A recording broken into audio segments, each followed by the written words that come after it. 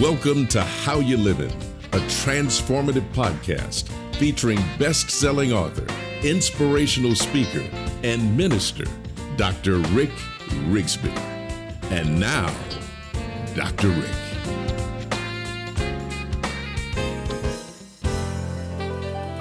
Hello, friends. Thanks so much for joining us. I would like to revisit a subject that I've discussed before. However, after experiencing a recent encounter, I'd like to approach the subject from a very different perspective. In a previous episode, I looked at the topic of humility largely through a biblical lens, but lately I was moved deeply by the humility of two famous people. I'll introduce them shortly.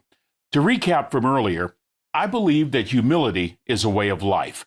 I offered examples and shared a few quotes on the subject, one from legendary UCLA basketball coach John Wooden, who once said, "Talent is God-given, be humble. Fame is man-given, be grateful. Conceit is self-given, be careful." I quoted universal principles contained in Scripture, such as pride goes before a fall, or God is opposed to the proud, but will give grace to the humble. I even mentioned the only time in the Bible where Jesus self-disclosed his own nature. He said this in Matthew chapter 11, "For I am gentle and humble in heart." But I experienced something recently that puts hands and feet on all those biblical lessons that I have taught over the years, something that really impacted me and compelled me to see humility in a very different light. Simply and unwittingly, I saw humility walked out. The results? Attractive, influential, impactful. As a result, I walked away and renewed my commitment to walk in humility every single day for the rest of my life. Here's the story. Recently, I spoke at a Christian men's conference along with several professional athletes, some well-known entertainers, and other high-profile individuals. Of all the people, I was truly impacted by two: NFL Hall of Fame linebacker Ray Lewis and former CIA Director and Secretary of State Michael Pompeo. As a motivational speaker, I'm around celebrities often, but there was something different, something very different about these two individuals from very different walks of life. Despite the accolades, despite the accomplishments, despite the applause, they both walked in a godly humility, and it was profound. My visit with Ray Lewis was so memorable. My first reaction was how big he is physically. At age 47, he still looks like he could dominate the middle. On the football field as a Baltimore Raven, Ray Lewis was in a class by himself.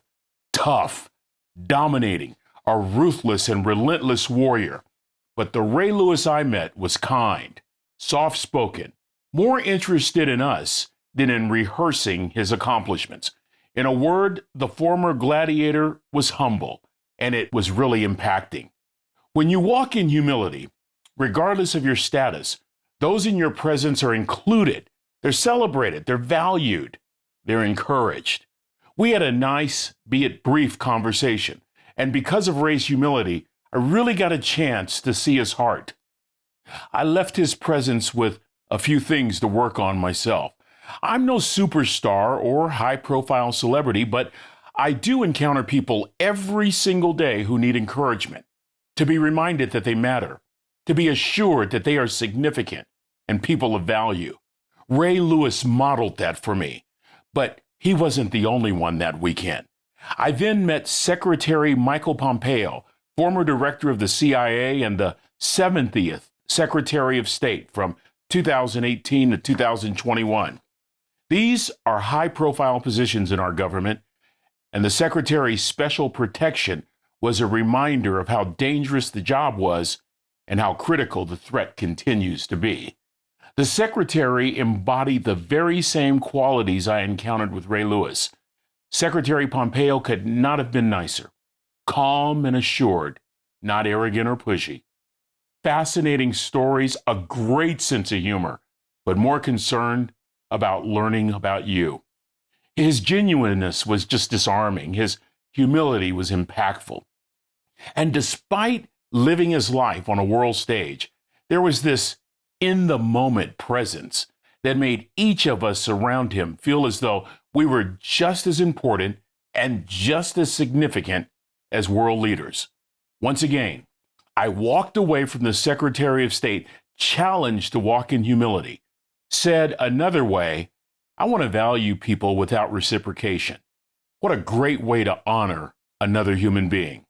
Former monk Jay Shetty, who, by the way, has written an amazing book titled Think Like a Monk and is a very popular podcaster, shared in one of his recent episodes some great wisdom from one of his mentors. The quote goes like this: "Plant trees in whose shade you do not plan to sit." Jay's point is powerful and in line with our discussion. If you have any gifts, and if you have any talents in this world, according to Jay, if you are not using them in the service of others, they are worth nothing. Plant trees in whose shade you do not plan to sit. Shetty said that most of us do things for others with the expectation that one day that person will do something for us. But real service is when you do something for someone who can't do anything back for you. There's nothing that I can do for Ray Lewis, nothing I can do for Mike Pompeo. You see, friends, when we walk in humility, every single interaction with people becomes this great opportunity to do something for them without expecting anything in return. You not only build value in that other person, but your presence makes a lasting impact. I recall this passage in the Bible that states, "Some boast in chariots, some boast in horses, but we will boast in the name of the Lord our God." It causes me to say, most of the people that I meet boast in riches, possessions, book sales, audience size. But those things don't leave a lasting impact. But you know what does make an impact? When you are within the orbit of another, drawn in by their sincere and genuine spirit, you're included in their conversation, made to believe that your contributions are worthy to be heard. It's when you walk away and you have felt valued and encouraged and uplifted, simply because someone else thought more of you than they did themselves. Friends, I want to be that kind of person every day, every encounter. That person who is free of ego, willing to plant a tree for someone else to enjoy the shade. A person with no need to prove themselves or defend themselves or showcase their accomplishments. I mean, think about it. These folks really do impact. Deanna DeBarra wrote an article for her online blog, Better Up. The title really caught my attention. Listen to the title: Humility in Leadership, the Unsung Skill of Great Leaders. When we think of leaders, we think of a strong, confident person with a host of admirable qualities. But DeBarra argues that humble people have a host of qualities that actually make them better, more effective leaders, including a desire to learn, an ability to reveal what they don't know, and a willingness to get help. They have solid listening skills. They're authentic and compassionate. They have a willingness to admit when they're wrong. Humble people, in essence, create space for others. They remove the debris of self-importance, the desire of always needing to be right or always needing to be heard. Recently, I went to a Christian men's conference. I was there to give a talk along with several others, but I can honestly tell you, this particular weekend, I gained far more in return than what I gave. I got a hands-on, world-class education in applied humility. Friends, when we suppress our ego, we allow space for others to interact, to feel valued, to be uplifted, to be encouraged. I'm a better person for meeting Ray Lewis and Michael Pompeo. And it got me to thinking, what if that was our goal every day? That when you left another's presence, that other person was better as a result of being around you. I close with the words of my dear friend, James Ryle.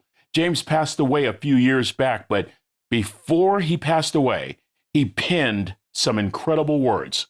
Listen to this. Humility is the absolute God-given ability that eliminates the need to prove the worth of who you are and the rightness of what you do. In other words, let others talk about you. Let others boast about your accomplishments. Why not commit to living a life that truly impacts? A life that says I have no need to prove the worth of who I am or the rightness of what I do. Oh, folks may laugh. They may roll their eyes at you. They even may refer to you as weak. But make no mistake about it, such a lifestyle will shake people to their core. An authentic person, a genuine soul, so secure in who they are, there's no need to promote, showboat, or gloat.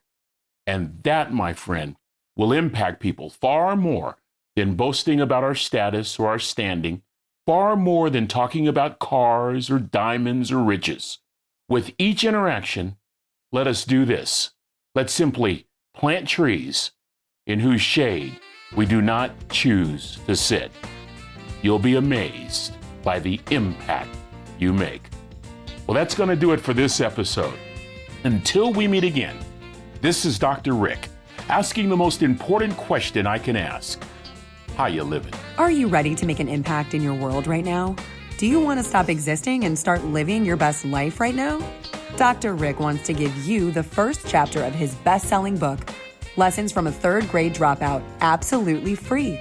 Just go to www.rickrigsby.com/free gift to get the print or audiobook right now. This is thepodcastfactory.com.